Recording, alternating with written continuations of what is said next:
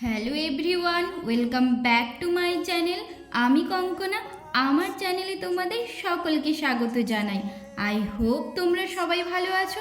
আমিও জাস্ট ফাটাফাটি আছি। ডেলি ডাটা শেষ করে ফেলেছি, তো কোনো উপায় নেই, ফোন গ্যালারিতে ঢুকে গেলাম। তো আজ হঠাৎই কয়েকটা পুরনো ভিডিও ক্লিপ চোখে পড়ে গেল। আমরা প্রায় 7 ডেজ ট্যুরে কয়েকটা ট্যুরিস্ট প্লেসে গিয়েছিলাম। তার মধ্যে একটা প্লেস নিয়ে আজকে তোমাদেরকে শেয়ার করতে চলেছি।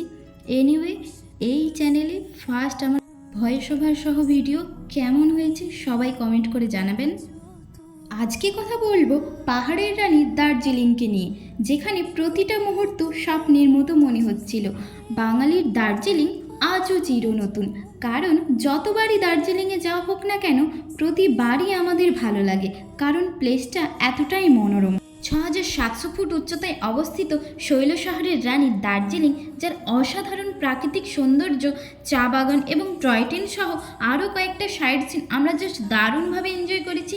সুমেন্দু লেক, ঘুম স্টেশন, যেটা আমাদের ভারতবর্ষের উচ্চতম রেল স্টেশন, যার উচ্চতা 7,407 ফুট, এবং বাতাসি লুপ, চন্নু সামার ফল, বুদ্ধ মনিস্ট্রি, জাস্ট দারুণ পিসফুল এরিয়া। তারপর হচ্ছে টাইগার হিলে গিয়ে কাঞ্চনজঙ্ঘার মনোরম দৃশ্য আমরা অনুভব করেছি। এটা হলো দার্জিলিংয়ের উচ্চতম সৌধ, যেটা হলো বুদ্ধস টেম্পল। এখানে গৌতম বুদ্ধের মেনলি 4 অবতারের কথা বর্ণনা করা হয়েছে। প্রথমেই দেখতে পেলে উপবিষ্ট অবতার, দেন এটা হলো বুদ্ধের শয়ন অবতার। আর পুরো মন্দির জুড়ে প্যাডোগা দ্বারা অলঙ্কিত করা প্রত্যেকটা জিনিস এখানকার পাথরের তৈরি। এত সুন্দর লাগছিল চোখের সামনে এগুলো দেখে।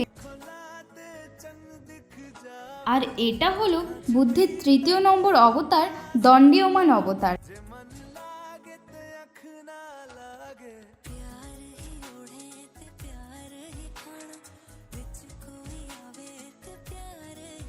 এটা হলো বুদ্ধের 4র্থ নম্বর অবতার এবং লাস্ট অবতার, ধ্যানস্থ অবতার।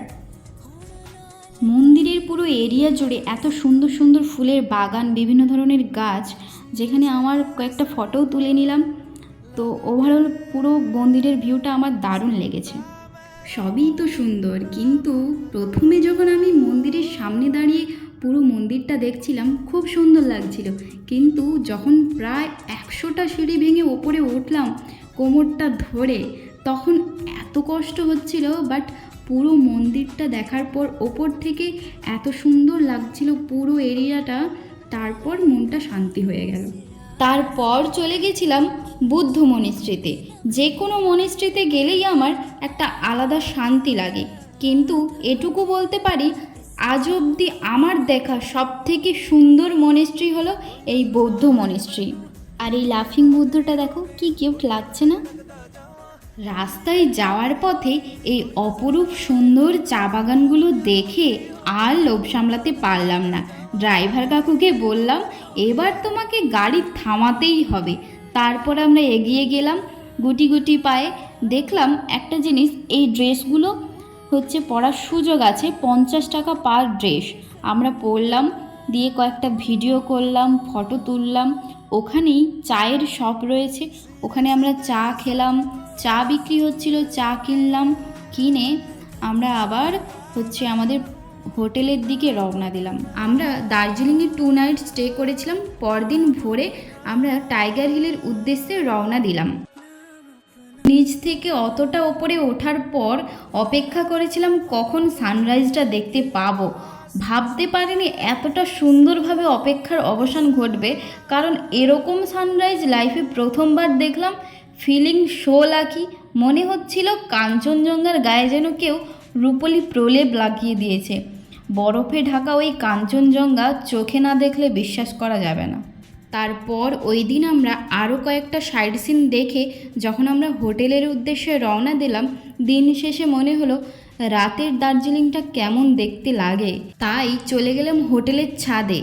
গিয়ে যা দেখলাম, মনে হচ্ছিল যেন রাতের আকাশে তারা ফুটে রয়েছে। আসলে তা নয়, পাহাড়ের প্রত্যেকটা বাড়িতে যখন লাইট জ্বলছিল, পাহাড়টাকে ঠিক এরকমই সুন্দর দেখাচ্ছিল।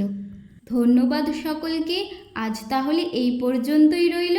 ভিডিওটি ভালো লাগলে অবশ্যই লাইক, শেয়ার এবং সাবস্ক্রাইব করতে ভুলবেন না কিন্তু।